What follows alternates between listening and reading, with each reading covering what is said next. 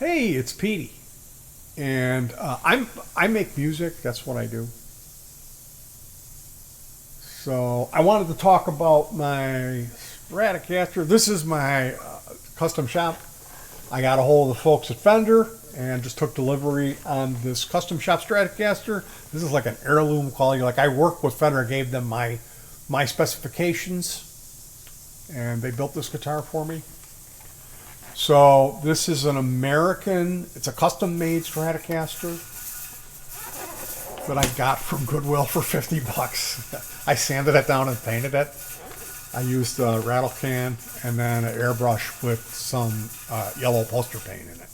Now I replaced the tuners. These are locking tuners. They got a little knob on the back. And then these are string trees here, roller string trees. I got these decals from AliExpress. So they look legit, but they're not. The nut is a Graphtec nut that I installed myself. I got the guitar, it was in a big cardboard box. It was 56 bucks shipped. Got it in an online auction. Now I had looked up yellow Strat, and I found this image of a yellow Strat with a white pickguard and black. It was a yellow Strat with a brown fingerboard.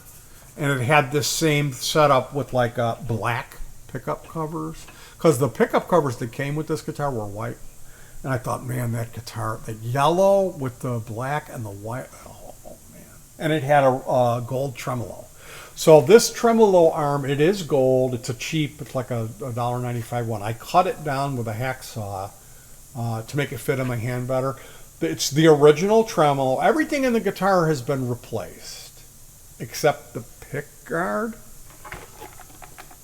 the plate, and the 4 screws. This is original. The tremolo is original. The bridge is original, but everything else has been replaced. And I sanded it down, shot it with, you can see the primer.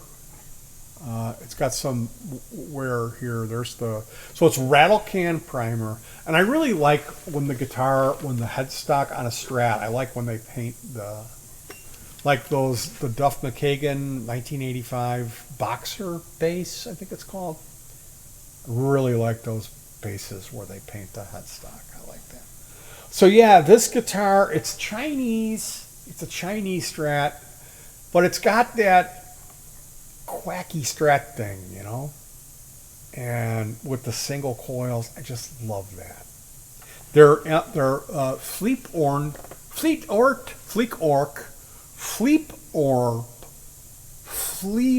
Fleor pickups. $23.95 for the El Nico 5 single coil set, and fancy knobs. These are mother of toilet seat. I've got the bridge is floating. It's way up. Whoa, whoa, whoa, whoa. But it.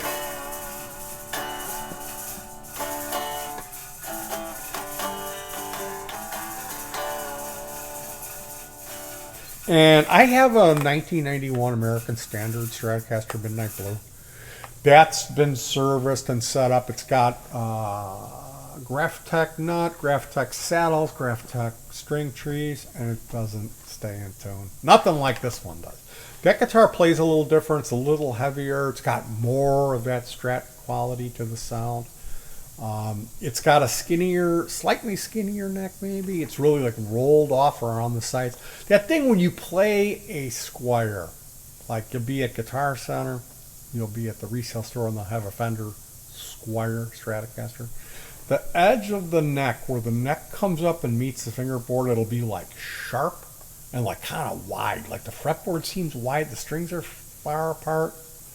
I don't like that. This is not like that. This guitar is not like that. It's like kind of rounded off, feels nice, plays good. This is a great playing guitar.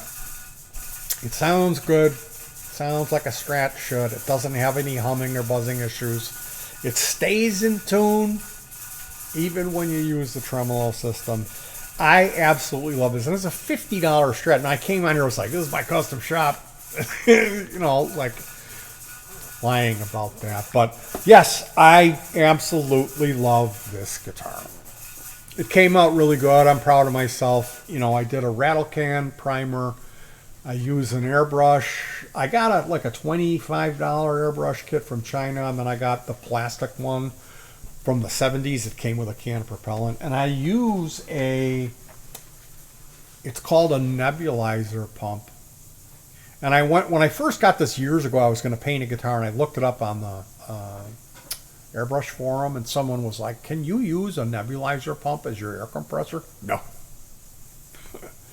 I've refinished 5 guitars with that. And what I came to realize is when you turn the pump on, if you let it run and you release the valve and you're not painting, it'll build up pressure in the line and it'll blow the air valve off.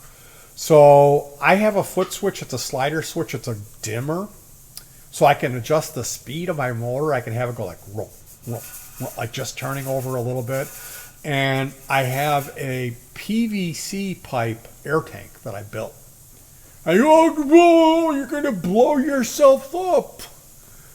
I put like maybe 10 pounds of pressure in this thing. It's 3-inch PVC with end caps on. It's a piece of 3-inch, so it's like that big around. It's like this long, you know, like as long as my leg. And then there's round end caps in there. It's threaded, and I got brass air fittings on each end. So the AC cord for the pump plugs into this dimmer switch, which it's for your foot. So when I pick up the brush, I press the valve, and then I slide this thing forward, and it turns the motor on. It goes into that tank.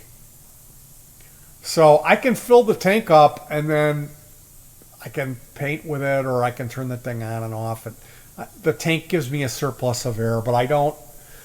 If I were ever to get, like, I don't clamp my air lines. They're just press fit on. So if it ever got up to like 16 pounds of pressure, it would just blow the airline off. Oh boy.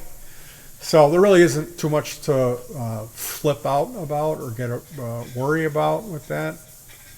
It is what it is, and it works fantastic. And I painted this guitar with, I usually use a rattle can nitrocellulose lacquer and do or whatever lacquer. This one, I wanted to like have it more aged. So I just put a thin coat of clear on it. And I recently did rubbing compound on here. But this guitar, it stays in tune. It sounds great. It was $50. I threw another $100 worth of parts into it. Now I had, in past tense, I'm not friends with this guy anymore. We had a falling out, which probably was a little bit my fault initially. I got offended. I needed some space. And then he got really mad at me and was like, he didn't like F you and all this. So I don't know. I asked him for a small favor, and he didn't want to do it. It was sign up, register, so your name and a legit email address at a free VPN service, and that would have given me 1 gig per month of bandwidth. And he didn't want to do that. Now the guy had he claimed that it was trying to install stuff on his computer, which it doesn't. You just give it your name. And then he claimed that he did it, but he didn't, because I would have gotten the extra bandwidth. So it turned into a thing. I needed some space. He was liking every time I made a comment on my social media when I was upset. And so I told him I need some space. And then he flipped out on me and motherfucked me. And so this guy, and I'm telling you what happened because, you know, this relationship I had with the guy, it wasn't on the even. It was like, I always felt like I was down here and he was like talking down to me, you know. And that's messed up, you know. That's messed up. So my feelings were hurt all along being friends with the guy, and he would never really give it to me. Like if I would record an album and I'd be like, hey, check out my album, and then I wouldn't hear anything back. You know, it was like this thing where because he's a guitar player, maybe there was some kind of competition. I don't know. But I always felt like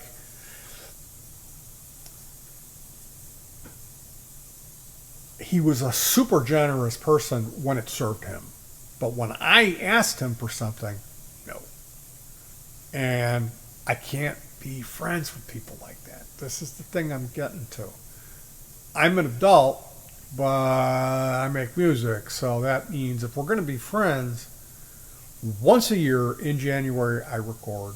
And if we're friends, you need to find the time to fucking listen to my album and tell me what you thought of it. That's just the minimum requirement for friendship. If you want to be in my life and be somebody I respect, I pour my entire year and my heart and my soul in January into this music. It's about a half hour, the album is. I make video for it. You're required to check that out and let me know what you thought of it. That's just price of admission to be friends with me. To have me respect you, that's what you got to do.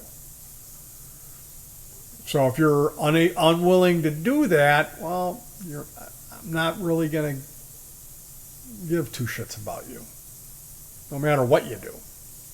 And like he bought me a guitar. He bought me a Cozart semi-hollow body Strat. And I did the same thing I did with this without repainting it. I removed all of on that one, everything had to go because the quality of the parts weren't like this bridge. I really like this bridge. I really like the saddles.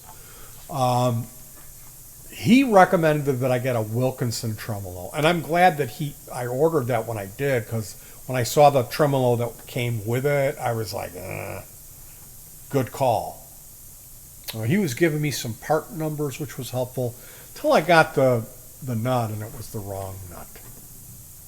And I had said to him, well, I just ordered the nut for this guitar. Oh, no, get that one. And I did, and it was wrong. Now, they let me keep the nut and sent me the correct one, but it put the project off 2 weeks. Then when I finished the guitar, it was real heavy, and it didn't play very well. So I took it in for a pro setup. He was like, no, you can do it. Kept telling me you can do it.